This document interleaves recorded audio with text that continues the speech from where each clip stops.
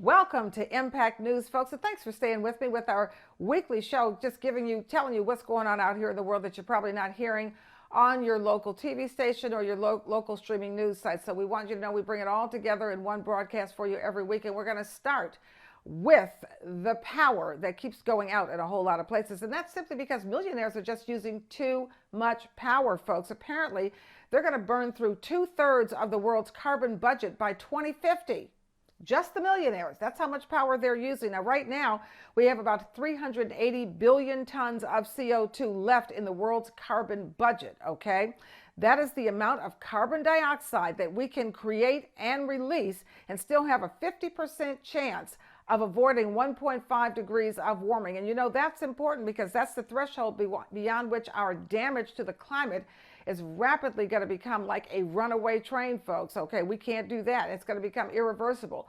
Today, temperatures are about 1.1 degrees centigrade above, so we've got just 0.4 degrees to go before we are in grave trouble. So we can't have one group of people, i.e. millionaires, burning up all the power.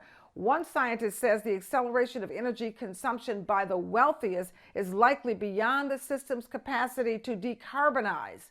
All right, the top 10% of global emitters generate almost half, folks, of all greenhouse gas emissions. That must stop, and you know they're not going to stop because many of them, I'm sorry, it doesn't seem like they have a conscience, so they're not going to stop. So the only way it's going to be stopped is if we regulate them, because we can't have the millionaires out here using up all the power so that everybody else goes dark, and they probably go dark too, but we know they got generators and everybody else may not be able to afford that. So it must stop. Everybody has to get on the climate bandwagon immediately. And if you're already on there, double your intensity because we are all trying to survive. Stay with me. Carol Angela Davis here with your Impact News from all around the neighborhood and all around the world. Folks, we're going to begin in Florida, where the Florida NAACP, folks, it is asking the National Office for a Travel Advisory to warn Black folks to stay out of Florida. Florida Governor Ron DeSantis, he mocked the request as a joke. Okay, we'll see. The NAACP is warning people to beware moving to the Sunshine State, especially if they have children that could end up in the school system. Then Vice President Kamala Harris, as you know, she's wrapping up a week-long stay in Africa to help strengthen the ties between Africa and the United States. She spoke in Ghana and discussed how much of a priority Africa is to the United States. The trip comes at a time when both China and Russia are making greater inroads into Africa. Vice President Harris' visit includes going to Ghana, Zambia, and Tanzania. While in Ghana, Harris promised assistance with security and increased investments, announcing a $100 million in aid to the region. All right, moving on. At some point, folks, let's just talk about conservative Candace Owen. She's just completely bonkers. She says she's bothered now by a disabled model being featured in a Skims adaptive collection ad for women's underwear. Why is that bothering her? Okay. The ad features a woman in a wheelchair. Owen says this: "I don't know why this needs to be done. I'm getting tired of this all-inclusivity thing." Are you tired of it when it comes to you, or is it just other people, Candace? All right, to which the model responded, as she really smacked her down, to which the model responded as follows, quote, "We both studied journalism, but since only one of us seems to have finished our degree, I'm happy to educate you. This isn't the first nor the last campaign you will see with a wheelchair. We're not only in adaptive campaigns, we're everywhere," unquote. And it's better for all of us, okay? Let's keep moving. Good news there, folks. In the environment, researchers are developing a method to permanently remove those PFAS and PFOS chemicals from your water supply. And now think Brita filter, but 1,000 times better, okay? The PFAS chemicals are the ones that are found in a range of products, all the way from firefighting foam to nonstick cookware, cosmetics, rain gear. They're everywhere. They're in our water supply, our air, and the blood of every single American who's been tested. The chemicals end up in drinking water, mostly when the products they contain leach into the lakes, the rivers, and the streams. That's how they get into our groundwater, which can, of course, contaminate the water wells. Apparently, researchers have come up with some special absorbent material that traps and holds all the PFAS found in the drinking water supply. Now, of course, we'll see what happens to the filters once you use them up, because we got to be careful, because we found out stuff does add up.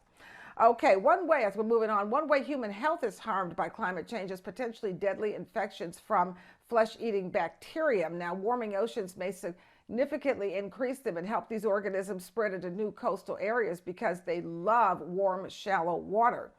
And that's the word from a study published in the journal Scientific Reports. Now, it found that infections caused by Vibrio vulnificus along the eastern coast could double in the next 20 years. And apparently even a small shift in temperature helps this virus thrive. You get infected when a cut or a lesion on your skin comes into contact with seawater. 1 in 5 cases it is deadly, and many patients require amputations in order to survive. In recent years, the flesh-eating bacterium appears to be migrating north, with the upper limit range right now appearing to be about Philadelphia. All right, meanwhile, overconsumption and climate change are exacerbating the world's water shortage. That is the word from the United Nations. Water usage has increased about 1% a year over the last 40 years. By 2050, the number of people in cities facing water scarcity, folks, it is projected to nearly double from 930 million people in 2016 up to about 2.4 billion people facing water scarcity. Urban water demand is expected to increase by 80%, really, by 2050. Y'all, we have to stop, okay? Right now, 2 billion people do not currently have safe drinking water. 3.6 billion lack access to safely managed sanitation, and about 10% of the global population lives in countries with high or critical water stress. All right, let's move on. It turns out deregulating the power supply, the electricity, the power industry, turns out deregulating it was a bad idea, just like the banks, okay?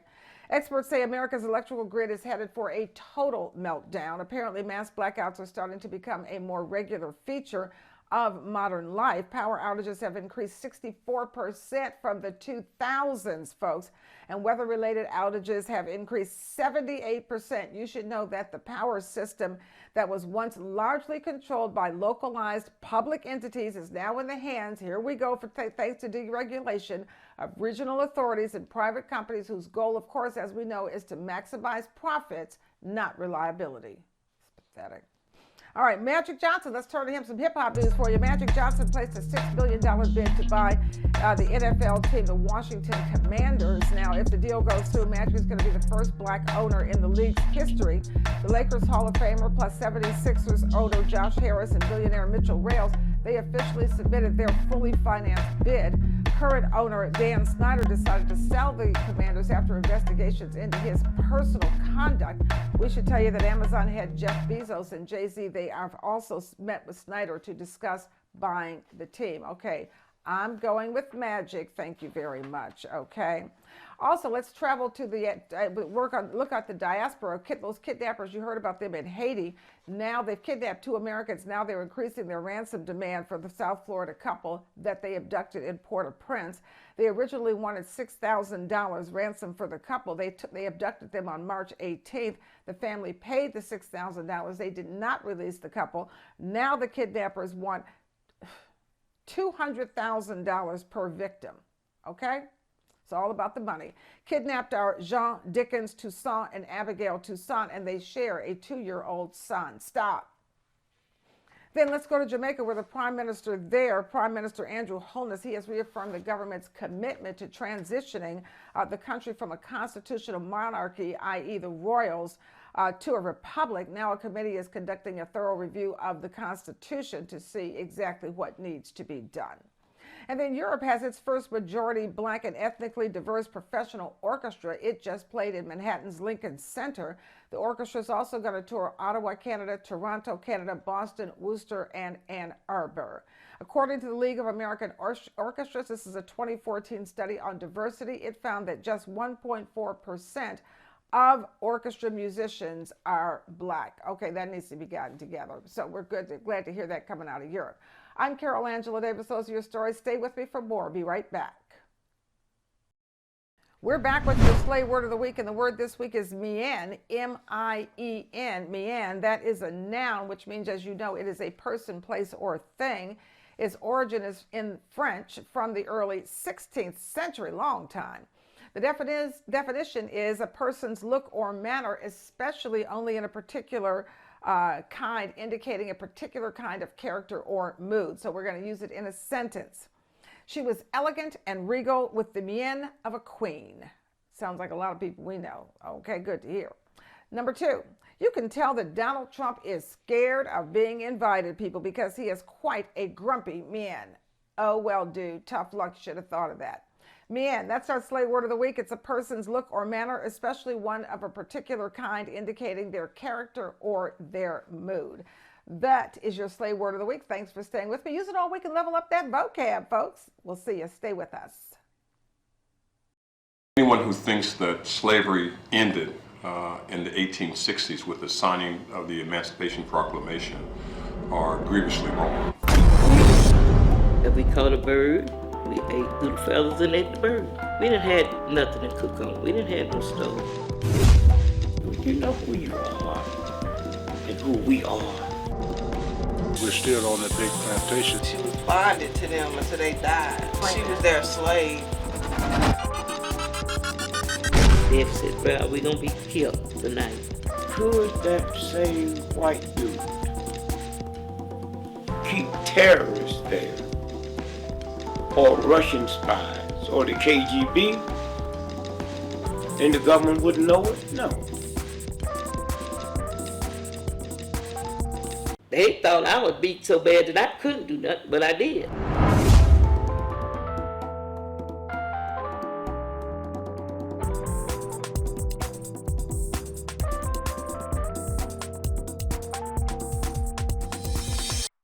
Where are you? We're out there looking for you, and in our missing segment, we highlight missing African American girls, and with the help of our audience, we're going to find you.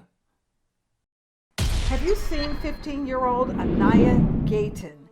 She's been missing since February this year from Dallas, Texas. That's Anaya Gayton. She's 15 years old. She's been missing since February of this year from Dallas, Texas. Anyone having any information, please contact McKinney Police Department, and their phone number is 972-547-2700. Where are you? We are looking for you. We're always looking for you. And with the help of our audience and the community, we will find you. We are back with your international report with Dr. Inyang Ebong Harstrup, and we are here to talk about, is it Cuba, Eni, today? Yes, and I thought this story was so fascinating because when I was a resident representative and resident coordinator in Trinidad and Tobago in the early 2000s, I brought 100 UNV doctors to staff the hospitals because the Indian doctors, and they were mostly Indian, were striking and the people couldn't get any care. This is something interesting. So Cuba, as you know, has these famed medical brigades. And I just thought it was interesting that a northern country, Ireland, County Fermanagh, has asked for the Cuban doctors to come because they have staffing shortages. They cannot do the hiring. They closed down the general surgery wards. So there were no general surgeries being undertaken. It was the poor people that were suffering. And they've asked the Cubans. So it's a concept of the South now coming to the North to give help and support and succor.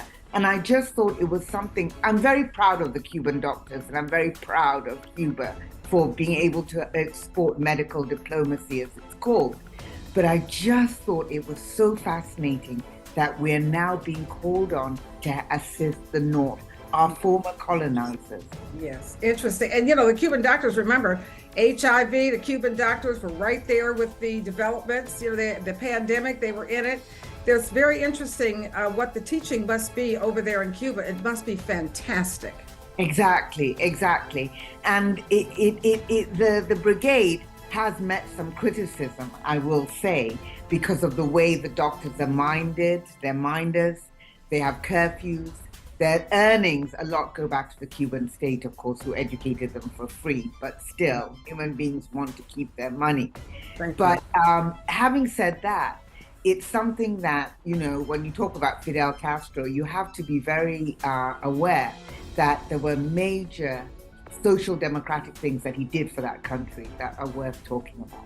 Absolutely. Edie, thank you so much. This is what I love. Because you've traveled the world, you really understand the geopolitics of everything. So it's always interesting to hear your reports. So thank you for that interesting report on Cuba. And we will be back Next week, of course, we've always got something interesting for you on the international side, and you always need to hear it. Thank you so much, Edie. Thank you, Carol. We'll be right back. Well, thank you for staying with me. I've got your financial news for the week. We're going to start in the auto industry, where there is trouble for the big South Korean auto firms. They are facing challenges, folks, from insurers here in the U.S. who feel that Kia and Hyundai models, the ones that were released between 2011 and 2021, they say they are simply too risky to insure. Okay, both State Farm and Progressive are no longer insuring them because they don't have basic theft prevention technology. Seriously? Come on, y'all. That technology that's missing is called an electronic immobilizer. It stops the engine from starting unless the correct key is present. That just sounds like common sense. All right, immobilizers can be found in 96% of vehicles sold for the 2015 to 2019 model years, but only 26% of Kias and Hyundais. What a mistake.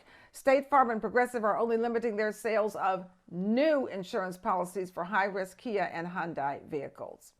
All right, moving on, let's go look at the super rich New Yorkers. They're fleeing the Big Apple in droves for Texas, Arizona, and Florida. In 2020, more than 18,000 tax filers who made at least $200,000 moved to Texas, while 13,000 high-earning flyers left Texas, so there was a net gain there.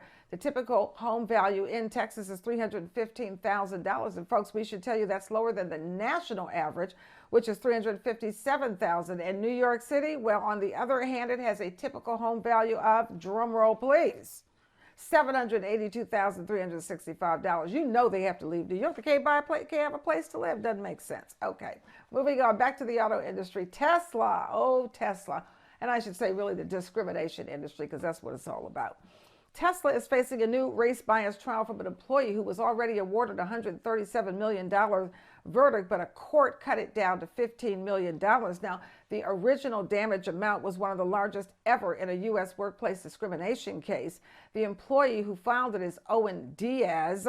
He rejected the cut down to $15 million and said he wants a trial to determine what his damages should be. I don't blame him.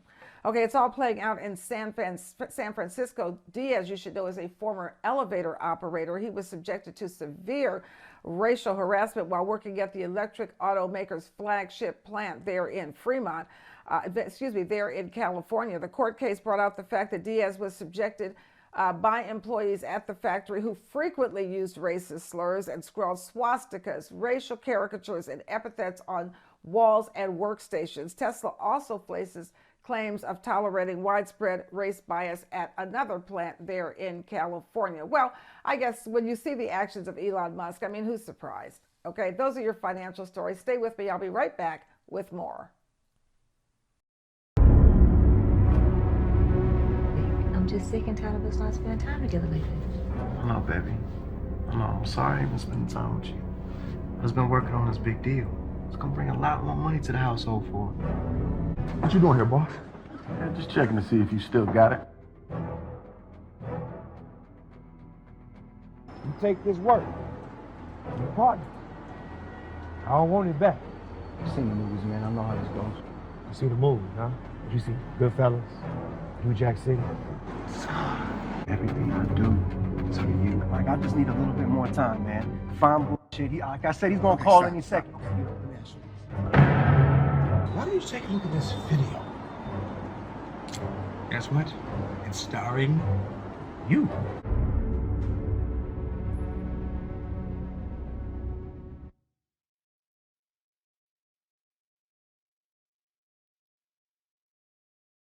Thanks for staying with us as we close out the show, looking at your health, making sure you are healthy and strong. And that's why Dr. K is bringing you all the info you need. Welcome, Dr. K.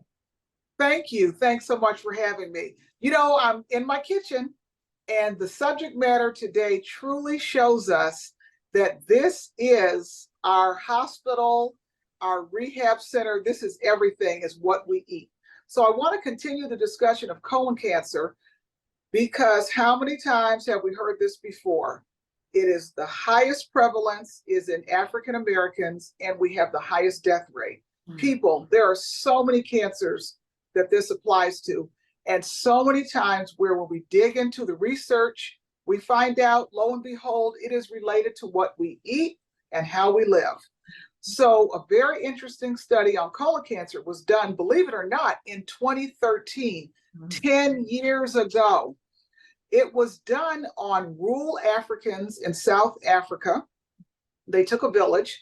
They took stool samples from these Africans who primarily had a carbohydrate-based diet, not from the middle aisle, but I'm talking about fruits and vegetables, nuts, fibrous carbohydrates, which is the basis of a whole foods plant-based diet.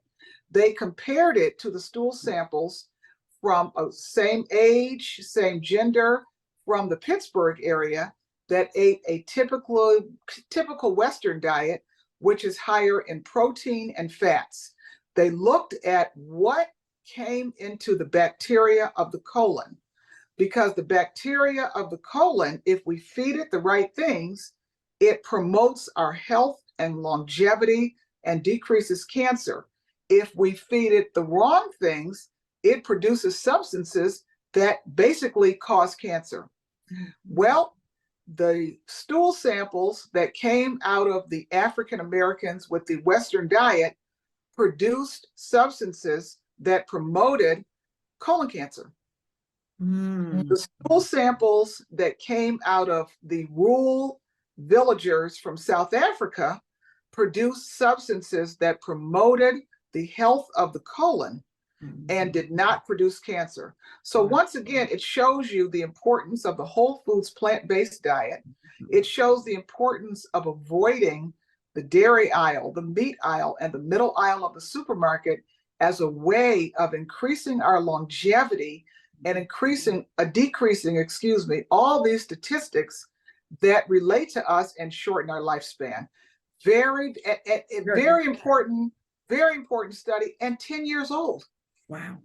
Well, thank you for bringing it to us, Dr. K, because I certainly didn't hear it on any other television station, streaming service, social media, or anything like that. That's why you watch us, because we got you covered. We got your back. This is Impact News. We're here weekly. I'm Carol Angela Davis. This is Dr. K. Thank you, Dr. K. Thank you so much. Thank you. And from all of us here at Impact News, we thank you. And we'll see you next week for another informative edition of Impact News.